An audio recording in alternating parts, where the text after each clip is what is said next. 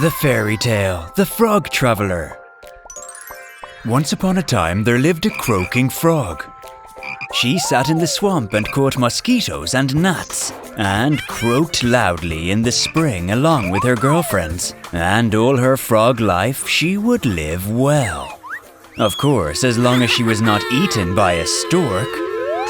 Yikes! One day, something bad happened. She was sitting on a bit of driftwood sticking out of the water and enjoying a fine, warm rain. Oh, what beautiful wet weather today. She thought. What a pleasure it is to live in this world. The rain was drizzling on her mottled, lacquered back. Drops streamed down to her underbelly and the backs of her paws, and it was delightful. It was so nice that she almost croaked in joy. But unfortunately, she remembered that it was already autumn, and frogs don't croak in autumn. There is spring for that, and by croaking she could lose her frog dignity.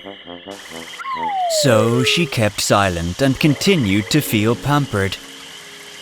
Suddenly, a thin whistling sound resounded in the air.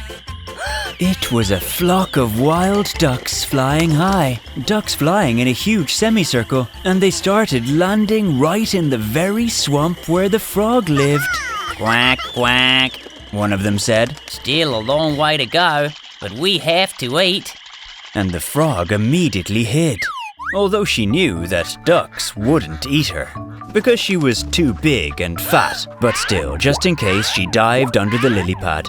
However, after thinking, she decided to stick her pop-eyed head out of the water. She was very interested in finding out where the ducks were flying to. Quick, quick, said another duck. It's getting cold. We have to hurry up and fly south. And all the ducks shouted loudly in approval. Dear ducks, sorry to disturb you, but... The frog dared to talk to them. What is this south you are flying to? The ducks surrounded the frog. At first, they wanted to eat her, but each of them thought that she was too big. Then they all started shouting and flapping their wings. It's good in the south. It's warm there right now. There are such glorious warm swamps. What kind of worms are there in the good south? They started screaming so loud that the frog was almost stunned. As soon as the ducks were quiet, the frog asked one of them, who seemed to be fatter and smarter than the others, Please explain what the south is. And when the duck told her about the south, the frog was delighted. But since she was a very careful frog, she decided to clarify. Are there many gnats and mosquitoes there? Oh, entire clouds of them, replied a duck. Ribbit, said the frog, and immediately turned around to see if any of her friends were around, who may have heard her and condemned her for croaking during autumn. She couldn't help herself, not croaking at least once. Take me with you, the frog asked the ducks. This is amazing to me, a duck exclaimed.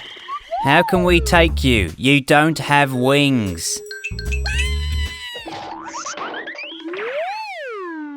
When are you flying away? The frog asked. Soon. All the ducks screamed. Quack, quack, quack. It's cold here. South. Let me think for just 5 minutes, said the frog. I'll be right back. I'll probably come up with something good. And she plopped down in the water from the bow and dove into the mud and completely buried herself in it so nothing could distract her from thinking. What time of year is best suited for croaking frogs? Autumn? Winter? Spring? Or perhaps summer? How attentively you listen. That's right, it's spring! Subscribe to our channel and don't forget to like and keep watching the story. 5 minutes passed and the ducks were about to fly away, when suddenly a face appeared from the water, and the expression on the face was the most radiant that a frog is capable of. I figured it out. I found a solution, she said.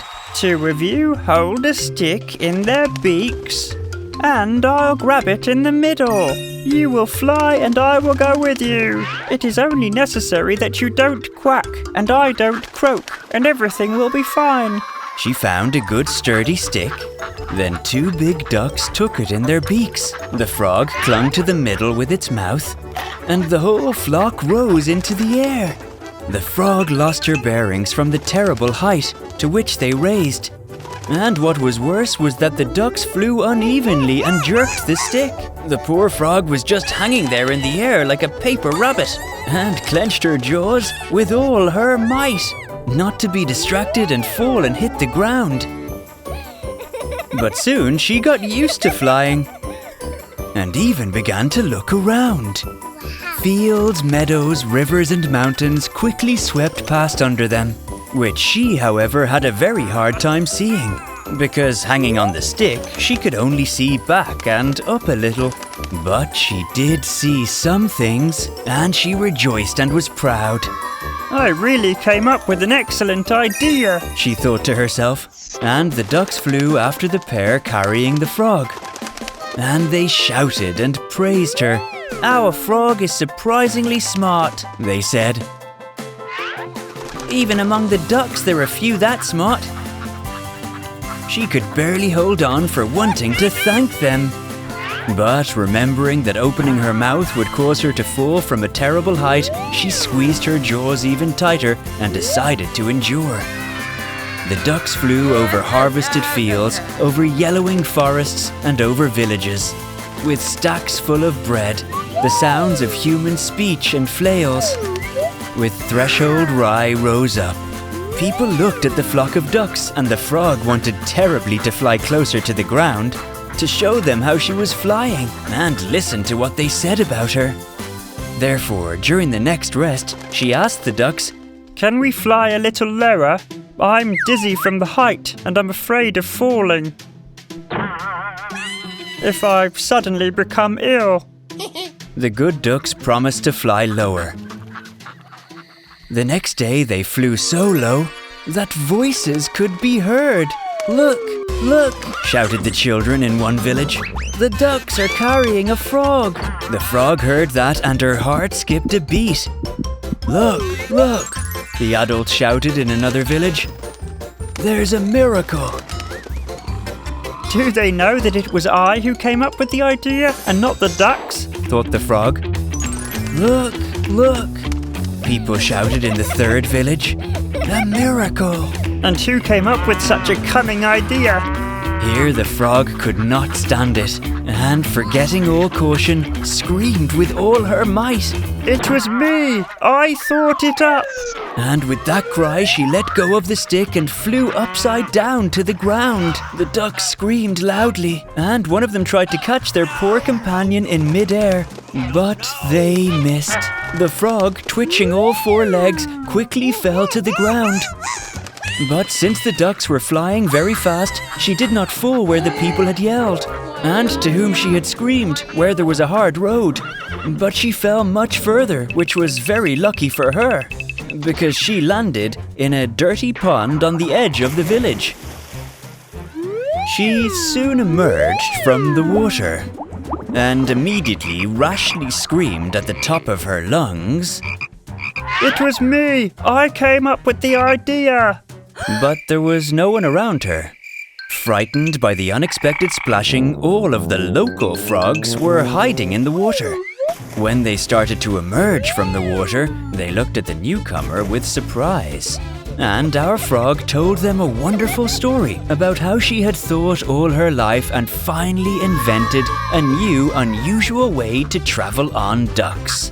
As if she had her own ducks who carried her everywhere.